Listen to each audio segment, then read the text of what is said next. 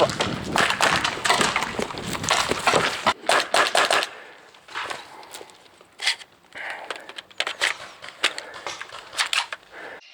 in this video I want to talk about how to make the FGC68 Mark II. Most of the things are just the same as with the Mark I, so I will not talk about that part.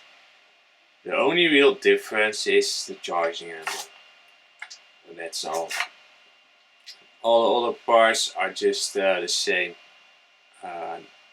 So you can just skip the part that's about the charging handle from the Mark I, and just listen to the part that's about the Mark II in this video.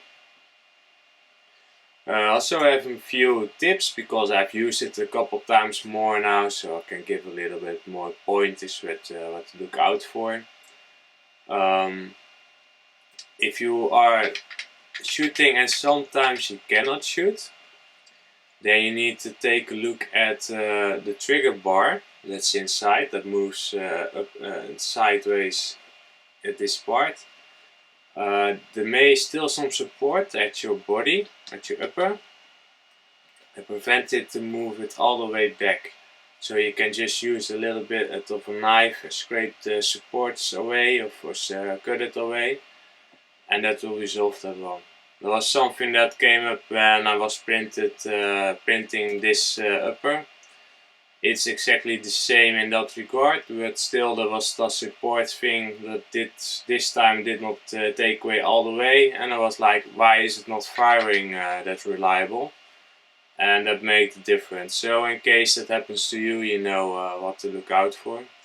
Also, one thing I want to mention is in this build, and what I recommend in the PDF, is it got the original spring of the FGC9. It's kind of stiff. What I have noticed, what happens is it makes the mag catch part, the little part, wear down quite fast. Because you could say in one day you will already notice it.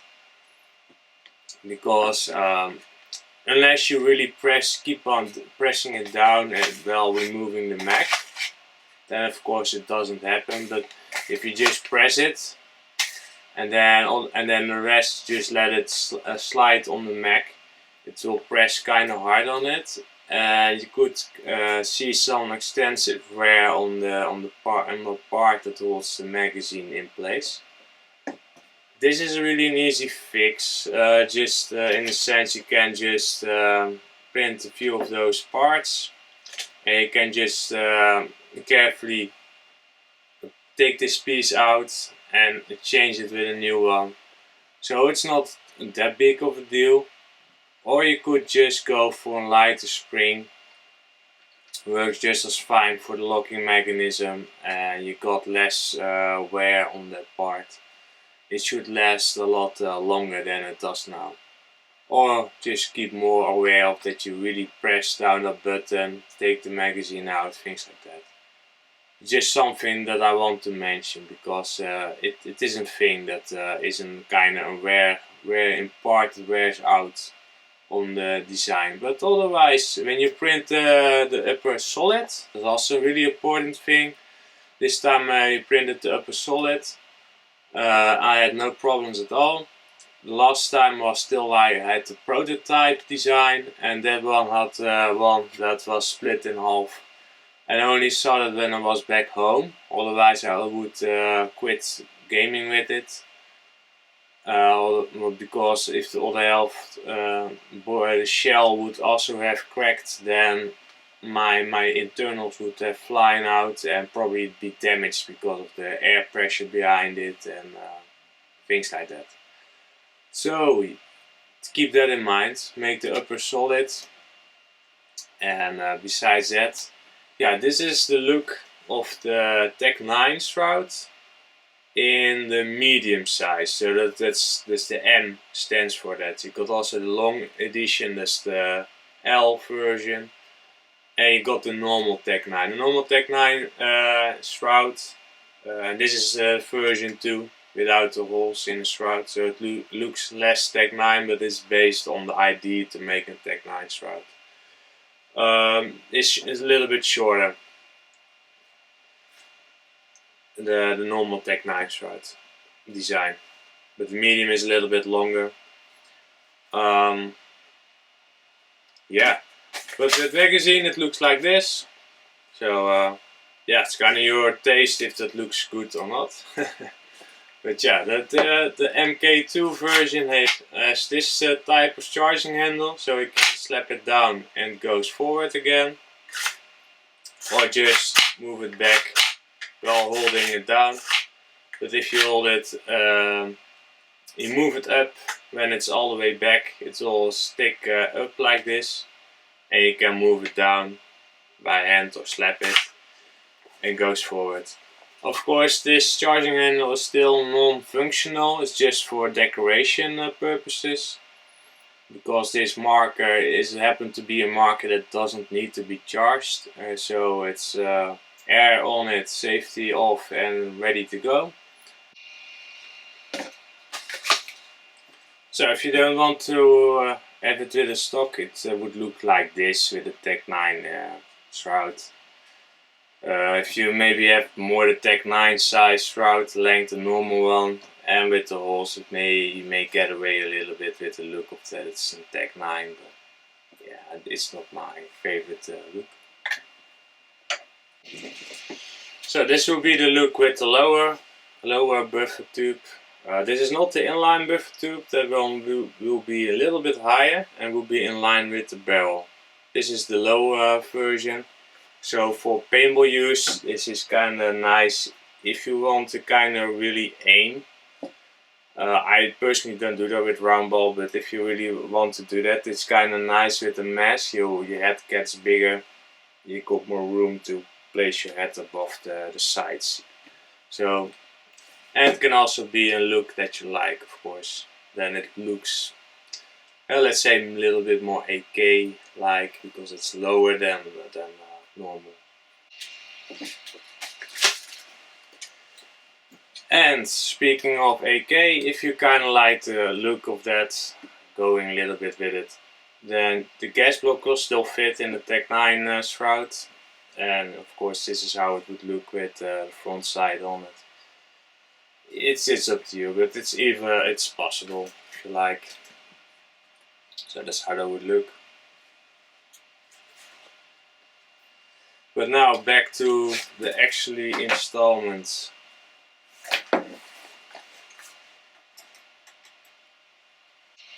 Those front side and gas block, you can just clamp them down with a screw or bolt. It's very easy.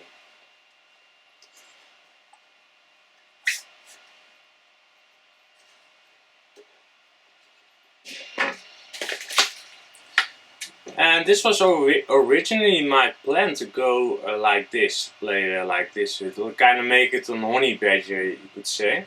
That the shroud kind of fits inside, the silencer fits inside of the shroud. But I did not like the look of it. Maybe when it would be all black, it's maybe better looking. It looked a little bit weird, so I was not going to play like this. And I chose to go with a shorter barrel and go for like more compact setup. So now back to the actual installment of the MK2 charging handle.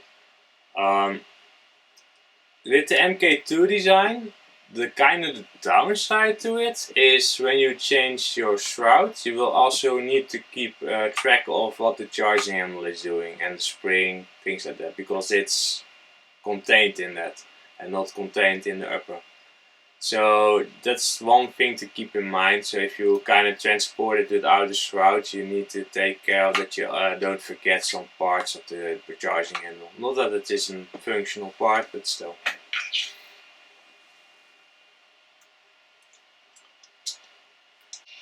But yeah, to change the shrouds, just like before, just remove the two upper bolts in the shroud.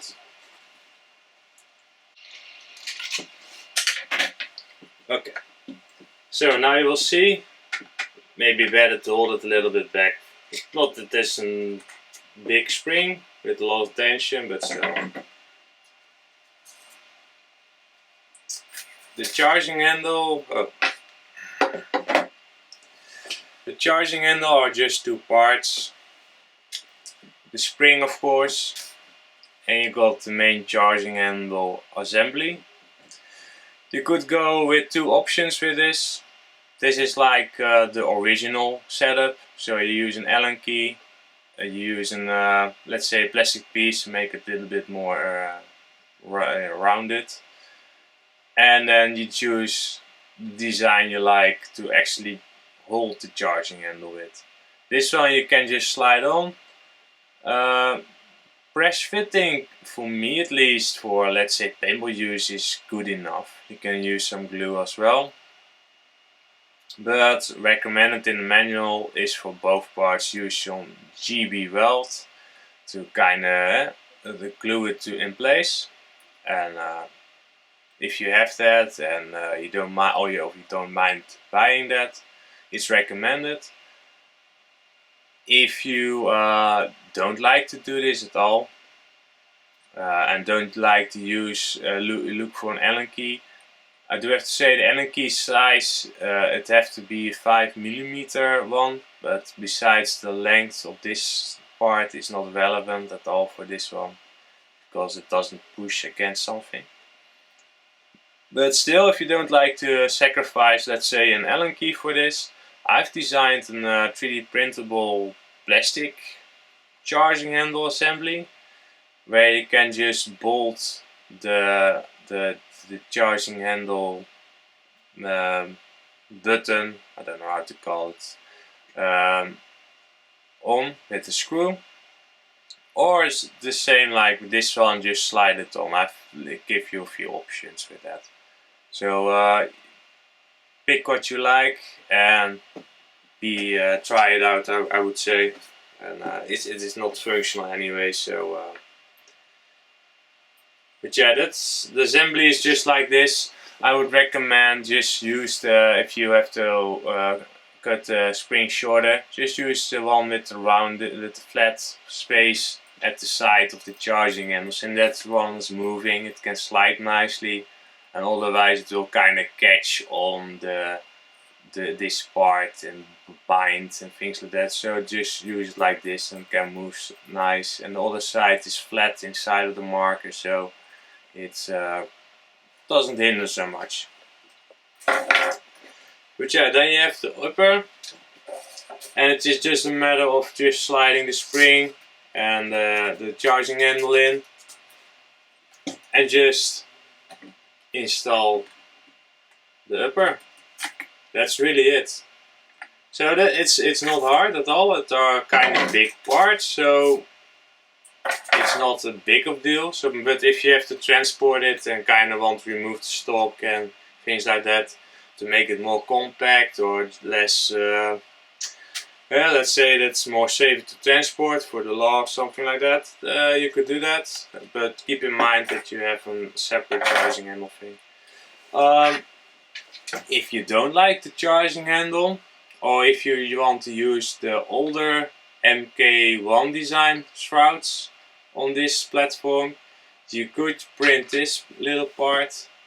This will just, you can just slide it in like that. It will make the body kind of flush. So when you use a different shroud like this one, then you kind of fill up this hole and it looks just smooth, you could say. Also about the upper itself, you got one with a sling mount right here. You got this edition with the sling mount removed and the ejector still in place. And then an edition that is just smooth, so this ejector shape that's here will be gone and it will just be smooth, flat design on the side. So it kind of depends on your taste what you want. But yeah, this is how it would look with this type of shroud with this installed. So you see that works fine. So if you have already some older MKI shrouds laying around like me, since I was designing it before the MK2 was released. You can still use it fine with this, and it will just install like the ones before on MK1 board upper. It's the same thing. You do have to use the top rail design, because this used top rail, and I've not spent the time and energy to make the low rail and the Nora design with outer rail. For now I keep it like this. If you really want to have the Nora, so the no rail design or the low rail, for now I keep it with the Mark 1. If I really hear there's a demand for it, then yeah, I'm willing to kind of look it over again and maybe release the low rail. But for now I keep it just like the original, you could say. With that said, the part is a small piece, so it's easy to print, but if you don't use it, it's not that big of a deal. It's just a tiny gap you get there. So it's not like the end of the world if you don't use that piece, but I was thinking like it's pretty easy to make, just make it.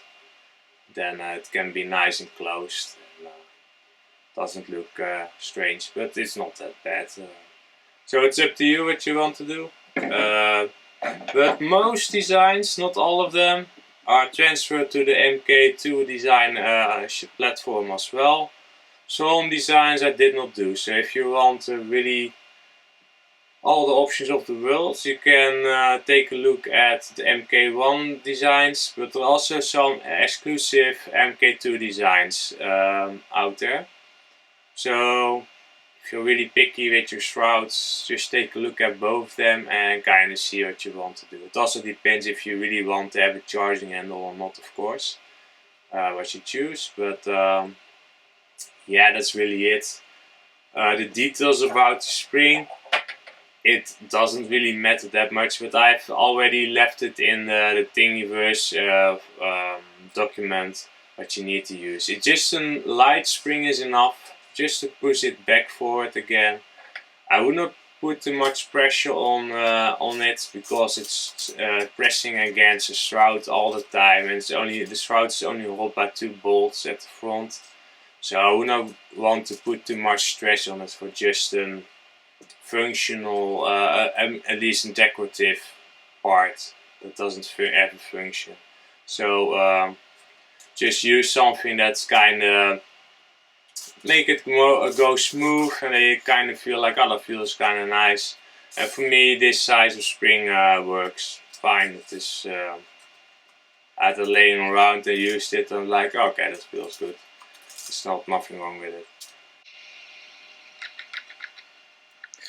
So what I meant with the trigger bar is this piece that moves right now.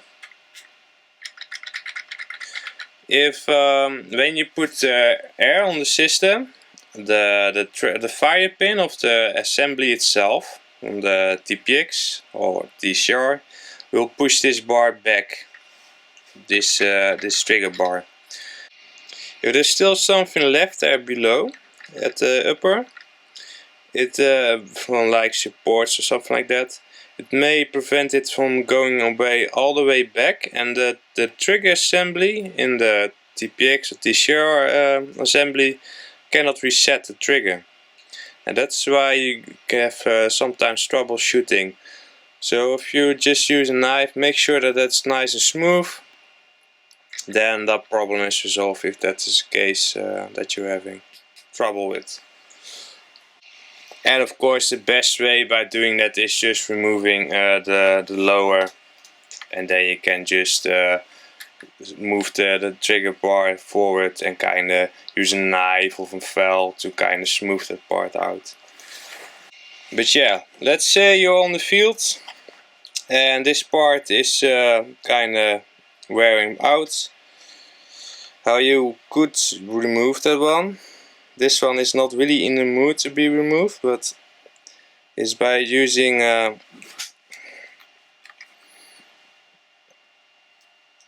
by kind of moving it forward, because it needs to get out of it.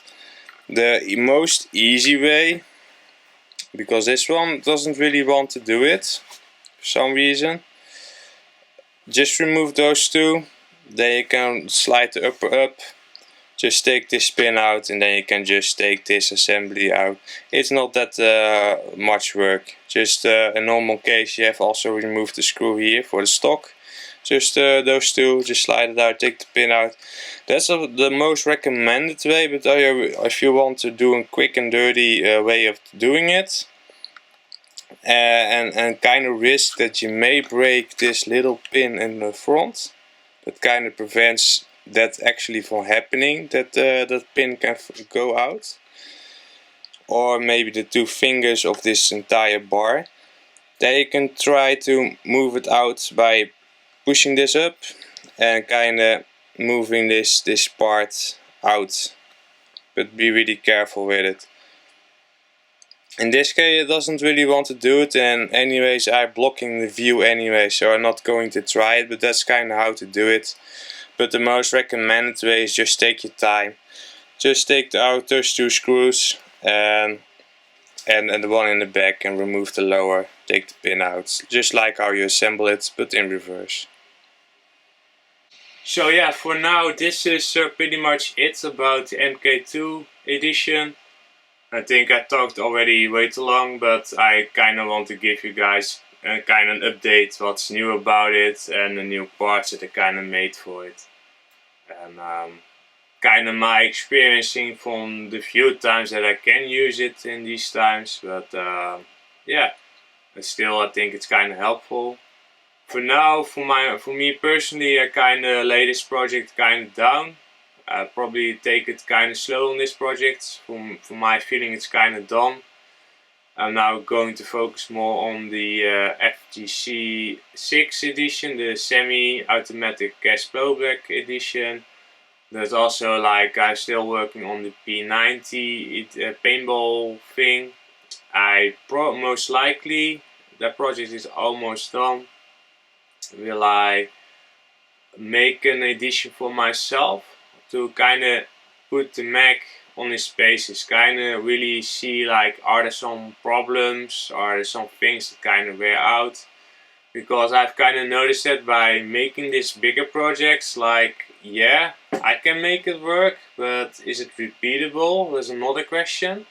Sometimes it's kind of a fluke that it kind of works, because then it's like, oh, because that little kind of support thing that's still hanging on this body kind of makes it work, and then you print another one, it doesn't, or the other way around, and things like that. I've kind of learned from that I kind of need to be careful with releasing things, because sometimes it's not repeatable enough, the results.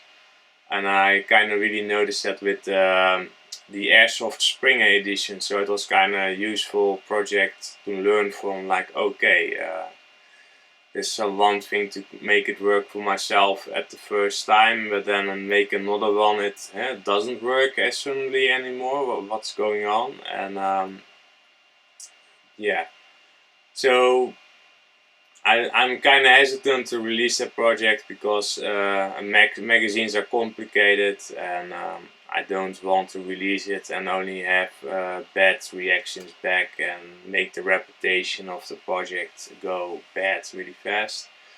I know I don't want to hold it on for too long, but at the same time, in this time, it's not easy to test them all out, the projects. Normally we have already played a lot of events by now, but now we don't. It's not really possible for us to do. They're kind of closed, you could say. So there's also, you kind of have to make do with the gameplay footage that we have at the local fields. That's the best I can do for now, and I'm already kind of grateful that they allow us on there with just the few players that we are, because normally they don't open for just a few players. But yeah, only time can tell where all the projects are going, but for now, see you guys next time.